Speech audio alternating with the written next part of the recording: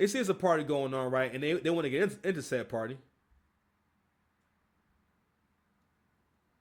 Let's see this. Apparently, All right, here we go.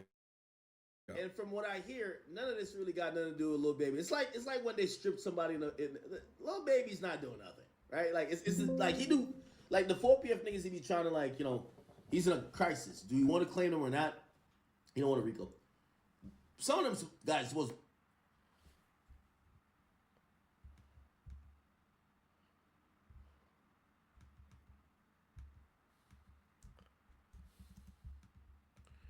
Oh Christ.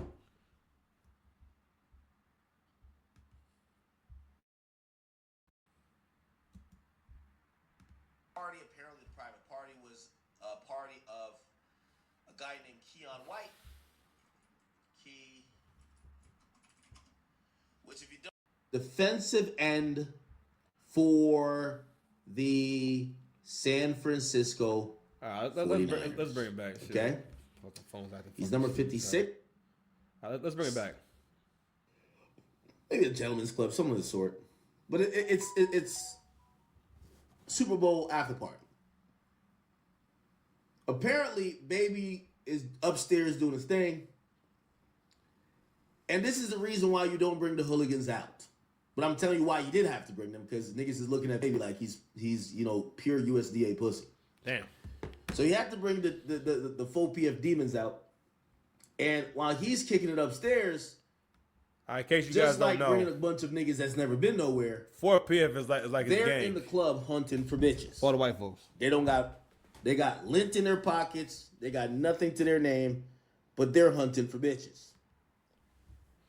They go downstairs. They get told, hey,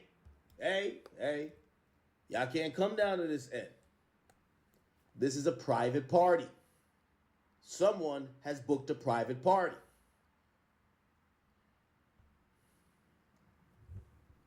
Apparently, and from what I hear, none of this really got nothing to do with Lil Baby. It's like when they strip somebody in Lil Baby. Get up and get out of them relationships. Man, like why that. are you here, bro? Like he do, like the 4PF niggas he be trying to he's in a crisis. Do you want to claim him or not? He don't want to Rico. Some of them guys supposed to be really real, okay? Not the cameraman that walked up to me. No. All right. So anyway, let me go ahead and comment on that real quick.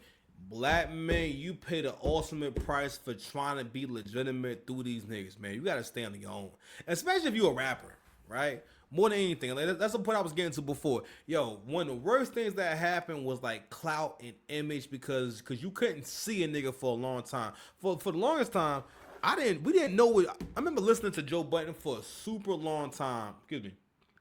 It was about 3 years before I knew what Joe Budden even looked like. And I didn't really even have an idea in my mind. I think I imagined like a bigger guy, I guess. But then I finally seen Joe Budden. It was like so weird. Like, oh, that's what Joe Budden looked like? That's crazy. Whereas now that will never happen again. Or even like if you meet someone, right? You could be in the supermarket. They could say, yo, I rap. If they have music online, they can play that music for you on the spot. Or they can text you and send you their album on the spot. You'll have no excuse to not hear it. But that's different from years ago where like, yo, someone could tell you about something, but if they don't have a boom box on them, right? Because back then you had to have a cassette player, a boom box, a Discman, something like that for someone to hear your music. You couldn't send them nothing. You know what I'm saying? Because all they had in their pocket was like a wallet and a pen. Some lint, you know what I'm saying? Probably some mints. I feel like in the 90s, people had more mints in their pocket. They had more candy in their pockets. All they got is candy in their pockets, you know what I'm saying? Shut the fuck up in 2020. They got candy in their pockets. Can't win with candy in your pocket. You didn't even do nothing. What the? You know? So anyway, codependency. A lot of black men, whether you realize it or not, you are hella codependent. Like you are around a lot of different people because you can't stand on your own too.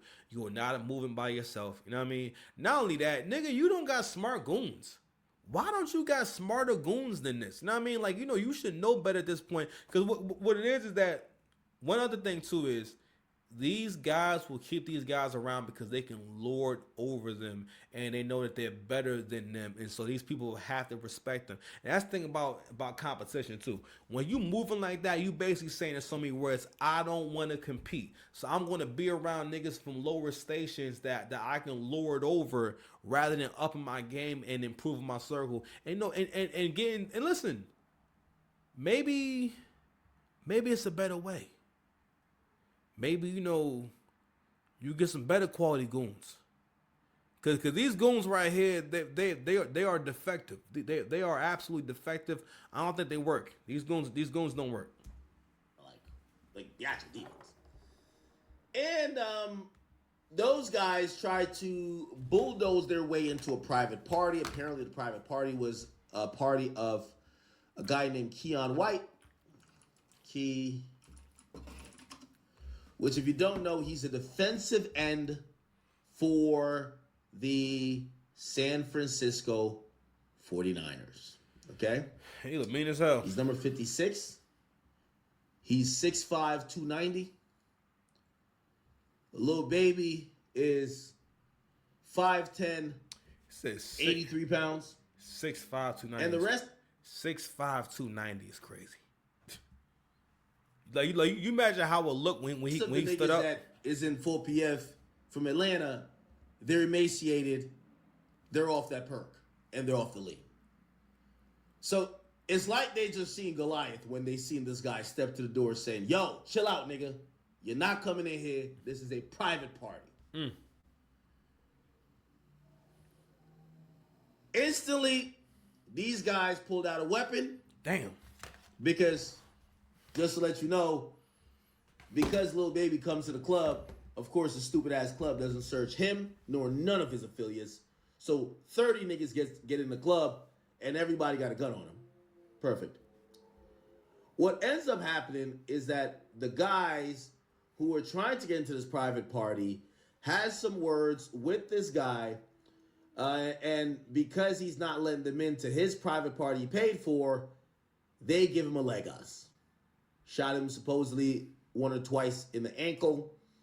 The club starts to scatter. Niggas run. Lil Baby is caught doing the TK jump. Okay.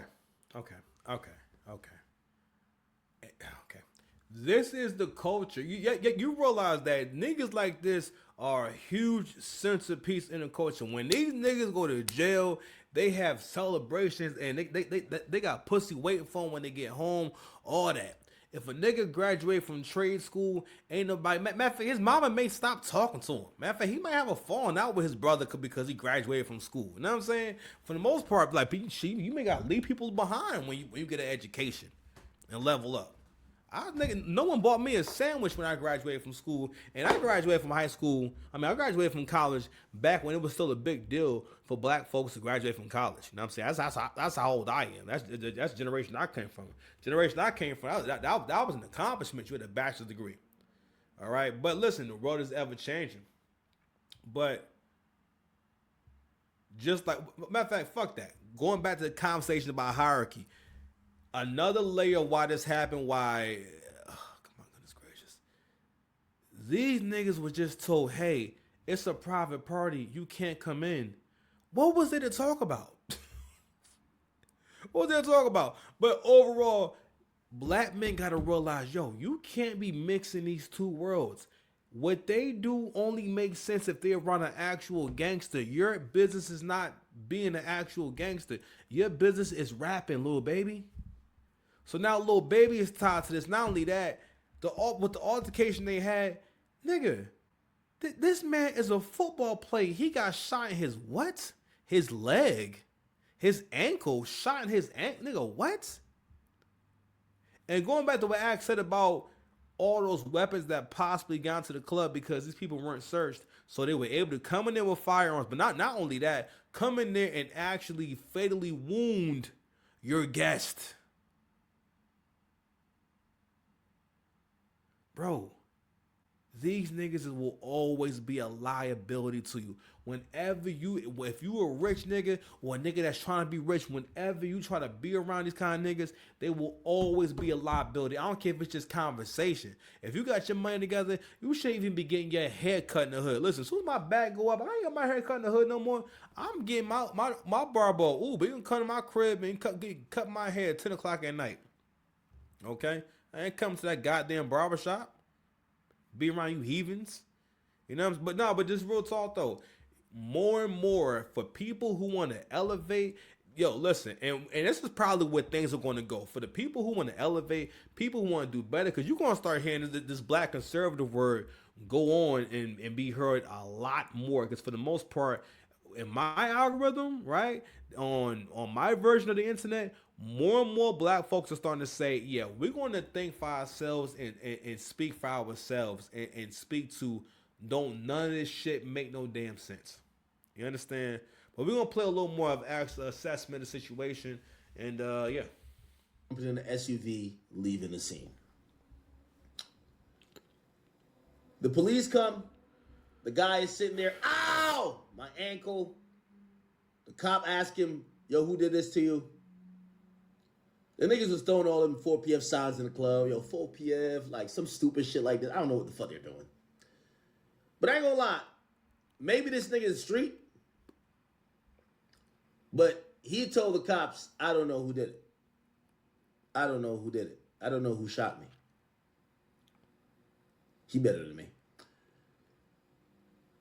So that happened. However, there were witnesses in the club as well who clarified and cleared up and told the cops, hey, homie got shot after Lil Baby's entourage tried to bulldoze his private party within the club. And he tried to stop it, so they shot him. So that's the current story. There's a news report out about it. Real quick, let's also comment on how he went about getting shot. Whenever you are of a certain station, Rushy, I don't care what station you are. When you come across goon ass niggas, thug ass niggas like this, you can't handle conversation. As soon as it started getting heated, what the hell was the armed security to begin with? Y'all supposed to have guns in the club anyway. Where was the club's guns? Where was the actual security? Matter of fact, where was the security for the party? Because how does the person who was in charge and the person whose party, you know what I'm saying, it belongs to, is getting shot? This nigga got shot. Not only that, he got shot twice. Nasty work, King. But also, as far as Keion White, why were you getting up?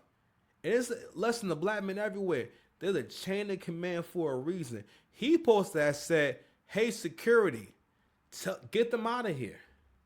That was security's job. But you black men are so insecure, right? You're so insecure that you'll how can I say, you'll work against yourself. You are rich. You are successful. It is not your job to handle commotions and shit like that. That is security's job, not your job. His nigga side got triggered, right? And in his mind, he thought, y'all niggas ain't finna press on nothing over here. And he went over there. Not ready for what may possibly happen. And I feel sorry for that brother. I'm sorry that happened to you, but God damn it. Hope we have a speedy recovery. I hope he's still able to play. Yo, he's an athlete, a young athlete at that. Yo, leave these niggas alone. Don't ever try. Listen, unless you absolutely have to, nigga, it's a fucking private party. Whether it was some records or not, he should have just stayed close to the bitches. If he just stayed close to the pretty girls, in that instance right there, he'd have been straight.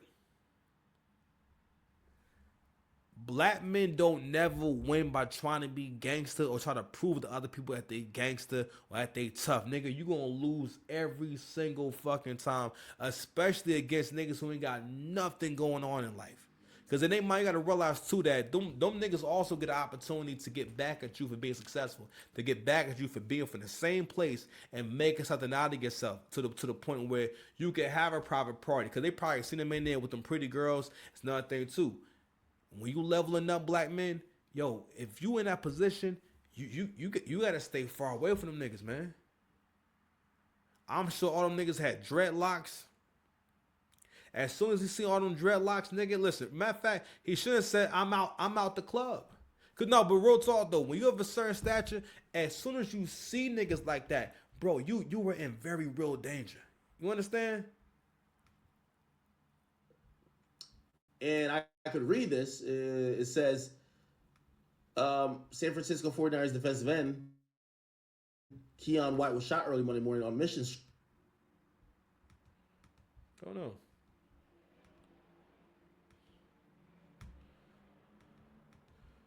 Christ, what happens my damn sound? What the hell? Mixed up with the niggas. So, and he tried to stop it, so they shot him.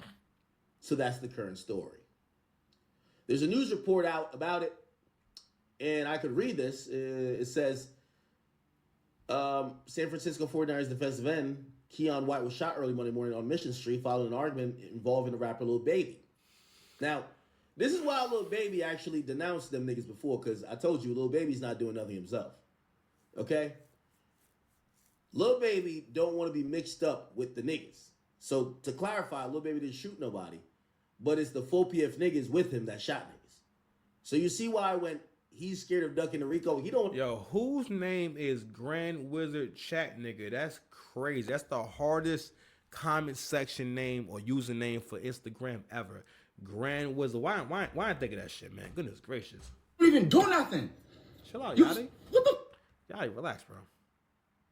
You know what? That's enough in that story. Let's go ahead to the other examples of y'all just taking L's in life from the people you're around. Let me tell you something, bro. You better off, listen, if you really get into it, the best thing to do would probably be to just go into hiding and hide for yourself. You know what? My bad. Another thing this episode is going to be about is, it's really, I mean, I came in to record about Casa not in this phone, but we're going to get there. We're going to get there. Let's get to, where is shit at? I wanted to react to Head Ice speaking on Geechee Guy's situation. So Geechee Gotti is the famous battle rapper that was recently arrested, really for some stupid shit. This is some stupid shit right here. So as you can see, Like, think about that shit, though. Ain't nobody gonna be battle rapping in. Head Ice reacts to Geechee Guy's arrest, warns he could be facing 15 to 40 years. So unfortunately, Geechee Gotti, famous battle rapper, probably has had one of the greatest battle rap runs in battle rap history. You know what I mean? Was a part of putting the West Coast on the map in terms of like really like making the rest of the world really respect the West Coast in terms of battle rap, but not only that, but doing it on the biggest stage or on, specifically on URL, right? But the conversation I had when I first broke it down was what the ecosystem and what the economy is actually like, or I'm sorry, what the market is actually like for a battle rapper, and how it's been a little bit of a detriment to the rappers who get involved, because what it did was before you couldn't make a living or make money off of battle rap. But the thing is this, battle rap is like welfare for rappers. It's the welfare of rap in a way of like, all right, well, yeah, if I get this money from battle rap, I can get enough to where I can live middle class. Let's say if I can consistently get battles, let's say I'm able to make $60,000 to $80,000 a year battle rapping, and I also have a full-time job. That's pretty good. Even if you work at Target, $40,000, $30,000 a year plus 80, man, you can live pretty good, can't you? Right? A lot of untaxed money. If you claim that money under LLC or get paid under LLC, you can claim your taxes, right? So that could be pretty sweet. But when you compare it to the kind of money that an actual artist who puts out music on a regular basis makes, because again, a lot of independent artists can make around $500,000 to $1 million a year. Matter of fact, fuck that. If you give a record that really blows up and everything, right? There's all kind of money that could be made, and and not only that. The main thing I talked about was mostly monetizing your brand and your abilities, whether it's your music, whether it's your personality, all that stuff, but monetizing yourself properly to the point where you could become a millionaire. And we have not been able to do that in battle rap for several different reasons, right? But specifically, if we're going to see the reasons play out right here, it has everything to do with the mindset of the people in the culture. The reason why I bring up the money you can make versus the money you can make as an actual artist is because what happened is the rappers who got into battle rap became satisfied with the money they can make from battle rap to the point where your mind stopped working. This is a phrase I would use to help explain the behavior of content and how innovation is stalled out once your belly is the least bit full. And you don't be realizing that, you don't need very much to be satisfied, right? And which is understandably so. But what it also did was make the battle rapper forget how good you are at rapping, and you just, all you did was just create